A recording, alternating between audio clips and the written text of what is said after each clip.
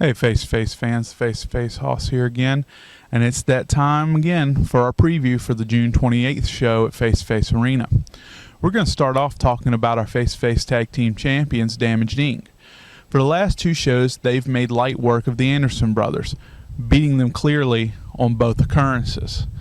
Well, face-to-face officials like to bring new and exciting people to our shows, or to their shows rather, and they're doing that this show. You're going to see a new tag team you've never seen before called the International Superstars. No, not necessarily they are International Superstars, even though they could be. That is their name, the International Superstars. They're supposedly a high-flying tag team that's very popular in the Carolina and Florida regions and will soon come to face-to-face. Starting this Friday, getting a tag team championship fight against Damaged Inc. I, for one, will be glad to see Damaged Inc. fight a different style of competitor from what we've seen in the past. All the other people they've wrestled for face-to-face have been larger people, Butcher and the Anderson brothers. I'm actually excited to see what they do against a high-flying style tag team versus the larger ground and pound. So I'm always happy when face-to-face decides to bring new talent in for us to see. With the International Superstars, face-to-face officials have also decided to bring in a new female competitor to our women's division. Her name is Dream Girl Ellie. She comes with the International Superstars. They sometimes even wrestle together. But for this show, she's actually getting a one-on-one match for the face-to-face women's championship against Savannah Evans. So not only are we going to get to see a brand new female competitor that we've never gotten to see before, but we're also getting a women's championship match to boot. And that's always good for the fans. Well, it looks like we get the match that we should have gotten last time had it not been for Axl Ross's car crash. We're going to get to see Axl Ross versus Slim J. If you remember the last show, Slim J was kind of a jerk and attacked a injured Axl Ross who was not medically cleared to compete. Well, I believe Axl has been medically cleared as far as I know, so this will be a good match. The first time these two went head-to-head, it actually stopped at a time limit, so we didn't get a winner. Now it's going to be a little bit more personal with Slim J attacking Ross last show, so as a fan myself, I hope Ross knocks piss out of him. But that's my personal opinion. At the last face-to-face show, it was advertised it was going to be Blackheart's retirement match against Matt Von Reaper. However, due to unforeseen circumstances, that match didn't happen. Well, due to Brian James getting an unforeseen title match last show, that seemed to have pissed Blackheart off. And now Blackheart wants his final match to also be Brian James' final match. And these two have now, on social media, went back and forth over and over. Blackheart at one point saying he was going to kill Brian James. Brian James pretty much saying that Blackheart's a wannabe punk rocker that lives in a dumpster.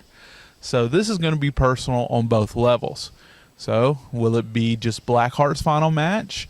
Will it be both of their final matches if Blackheart has anything to say about it? Either way, it should be a treat for the face-to-face fans. Another match on the card for this coming up Friday is the fourth installment of Shoot Taylor and Cosmo. I know when I say fourth installment, that seems like we've seen this before. Well, we have yet to see a clear winner in any of the three previous bouts. There's always been some shenanigans, some nonsense, and we haven't been able to see a winner. That's not going to happen this time. This time, face-to-face officials have made it a no disqualification match, so there will be a winner. Shoot Taylor has put up his bright, shiny gold medals that he loves to wear to the ring to show off that he's better than everyone else. And Cosmo has put up his mask. Now, as a side note, with this match, there's two things that we need to kind of keep our eye on. One is at the end of the last match that, once again, was an odd finish. was that Ciamara did not seem real happy with Cosmo. 2, I saw a promo the other day where Prince Apollo is going to be in the corner of Shoot Taylor. And if you remember their first match together, Prince Apollo cost Cosmo the match. And that's why this has been a consecutive series. Granted, Shoot Taylor didn't know that at the time, but I'm sure he's reviewed the tape. But I'm wondering if face-to-face officials are going to allow Prince Apollo to be at ringside. I know he said he's going to be there, but it doesn't mean that the face-to-face officials are going to allow that to stand. They may, I don't know. It's a no DQ match. But if Prince Apollo stays in the corner, it might as well be a damn handicap match. Besides all the matches already listed on this great card, it's also included that there will be an appearance of both Casey Fox, which was the new face-to-face athlete in the women's division we saw last show that was beaten by Simon Sermon. You'd have to watch the results video. I'm not getting into all of that. And also, it says we're going to see another appearance of Suicide. And if you remember last show, Suicide came in to save Axel after he was jumped. Suicide's always an exciting person to see in the ring. The main event listed on the card for this Friday night, June 28th at Face to Face Arena, is none other than a rematch for Fry Daddy against the face-to-face heavyweight champion Randy Reno. 2 months ago, roughly, give or take, Randy Reno won the face-to-face heavyweight championship against Fry Daddy in a triple threat match, including Cosmo. In that match, it was no disqualification, so it's not that Randy cheated or anything like that, but it was kind of an underhanded tactic. Fry was kind of hit low, but Fry lost his title, and we haven't seen Fry since then. So Fry obviously wants his title back now that he's back at face to face. Now, another side note to that is, I don't know if everyone remembers, after that match, after Fry was already hit low, already lost his title, wasn't really able to defend himself, Shoot Taylor locked him in his submission. And that might be the reason that we haven't seen Fry for the last 2 months.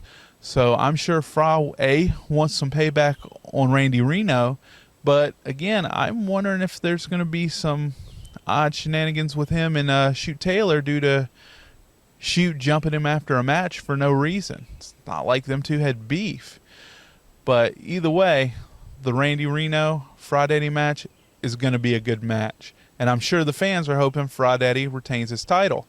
Randy's hoping he keeps it for himself. So we'll have to see.